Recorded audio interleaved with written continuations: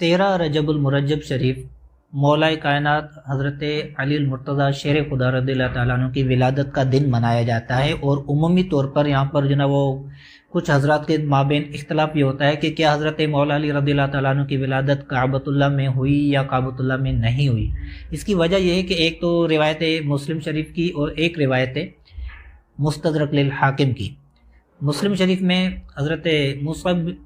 زبیری کی جو روایت موجود ہے، انہوں نے یہ فرمایا کہ جناب وہ جوف کعبہ میں حضرت حکیم بن حزام رضی اللہ تعالیٰ عنہ کے علاوہ اور کسی کی ولادت نہیں ہوئی، جبکہ امام حاکم نے جو لکھا ہے وہ یہ لکھا ہے کہ جناب وہ حضرت علی رضی اللہ تعالیٰ عنہ کی کعبۃ اللہ کے اندر ولادت متواتراً نقل ہے۔ جب یہ دونوں روایتیں آپس میں متضاد ہو گئی تو اس وجہ سے علماء کرام نے آپس میں اختلاف کر لیا۔ بہرحال پہلی بات تو یہ کہ روایت کا تقابل، روایت میں جو نا وہ اصول جرح و نقد کا اعتبار ان صورتوں میں کیا جاتا ہے کہ جب جو نا وہ کوئی عقیدہ ثابت کیا جائے یا پھر کوئی جو نا شریعت کا مسئلہ ثابت کیا جائے، تو اس وقت جو نا وہ روایتوں میں صحت کا التزام کیا جاتا ہے، اور اس میں جو نا وہ شرائط کا اعتبار کیا جاتا ہے کہ اس شرائط کے مطابق ہم عقیدہ ثابت کر سکتے ہیں یا ان شرائط کے مطابق جو نا ہم شریعت کا مسئلہ ثابت کر سکتے ہیں۔ بہرحال امام حاکم نے جو متواتراً کہہ دیا، اس میں تو کافی سارے لوگوں نے کلام کیا کہ یہاں پر متواتر اگر ہے تو امام مسلم نے وہ تواتر یا دیگر جو نا وہ محدثین نے وہ تواتر کیوں نہیں نقل کیا۔ اچھا، مصعب بن زبیر بالکل ہی نفی کر رہے ہیں تو پھر جو نا وہ اس وقت وہ تواتر کہاں تھا؟ لیکن جب امام حاکم کی اس قول کو، اس روایت کو دیکھتے ہیں کہ ہمارے اسلاف اہل سنت نے اس کو قبول کیا ہے یا نہیں کیا، علم اصول جرح و نقد میں امام ذہبی کا ایک بہت بڑا نام اور مقام ہے۔ انہوں نے تلخیص مستدرک جب لکھی تو یہی قول امام حاکم کا یہی قول جب نقل کیا تو اس پر مزید جو نا اس پر نقد وارد نہیں کیا، کوئی اس کی غلط فہمی یا اس کی تردید وغیرہ نہیں کی۔ اب دیکھیں، جب ایک تو امام حاکم نے کہا کہ متواتراً نقل ہے، اگر امام ذہبی کے نزدیک وہ تواتراً نقل نہیں ہے تو اس کی نفی کرنی چاہیے تھی۔ بالفرض اگر تواتراً نہیں ہے تو پھر جو نا وہ تواتر کی نفی نہیں کی، چلو ٹھیک ہے نہیں کی، لیکن پھر جو دعویٰ کیا ہے کہ حضرت مولا علی رضی اللہ تعالیٰ عنہ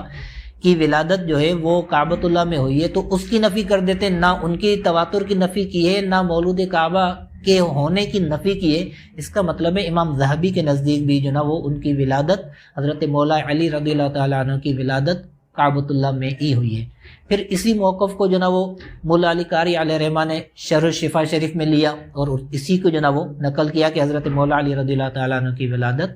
کعبۃ اللہ میں ہوئی۔ اسی طرح شاہ ولی اللہ جو نا وہ علیہ رحمٰ نے ازالۃ الخفا میں یہی جو نا موقف سامنے رکھا اور اسی کو بیان کیا کہ حضرت مولا علی رضی اللہ تعالیٰ عنہ کی ولادت کعبۃ اللہ میں ہوئی۔ مدارج نبوت میں جو نا وہ شاہ عبدالحق محدث دہلوی علیہ رحمٰ نے بھی اسی موقف کو لیا کہ جو نا حضرت مولا کائنات مولا علی رضی اللہ تعالیٰ عنہ کی ولادت کعبۃ اللہ شریف میں ہی ہوئی۔ اسی طرح علامہ عبد الرحمن جامی علیہ رحمٰ نے شواہد النبوت میں بھی یہی تحریر فرمایا کہ حضرت مولا علی رضی اللہ تعالیٰ عنہ کی ولادت کعبۃ اللہ میں ہوئی۔ اچھا، اسی طرح علامہ آلوسی بغدادی علیہ رحمٰ نے غالی المواعظ میں بھی یہی تحریر فرمایا کہ حضرت مولا کائنات مولا علی مشکل کشا شیر خدا رضی اللہ تعالیٰ عنہ کی ولادت کعبۃ اللہ میں ہوئی۔ تو ان تمام اسلاف کی اس روایت کو قبول کرنا یہ اس بات کی دلیل ہے کہ جو نا یہ حضرت مولا علی رضی اللہ تعالیٰ عنہ کی ولادت کعبۃ اللہ میں ہوئی، اس امام حاکم کے قول کو قبول کیا گیا ہے۔ تو جب اسلاف اہل سنت نے اس روایت کو قبول کیا ہے تو ان تمام اسلاف اہل سنت کے اقوال کے بعد اگر کوئی شخص حضرت مولا علی رضی اللہ تعالیٰ عنہ کے مولود کعبہ ہونے کی نفی کرتا ہے تو گویا کہ ان تمام اسلاف اہل سنت کے اقوال کی تردید کر رہا ہے۔ اگر کوئی شخص کہے کہ ٹھیک ہے بھائی مجھے حق حاصل ہے کہ میں تردید کر سکتا ہوں، تو کر سکتا ہے، علمی بنیاد پر وہ تردید کر سکتا ہے، لیکن جو اشخاص، جو حضرات ان کے قول کو لیتے ہیں اور مولا علی رضی اللہ تعالیٰ عنہ کو مولود کعبہ مانتے ہیں تو ان پر،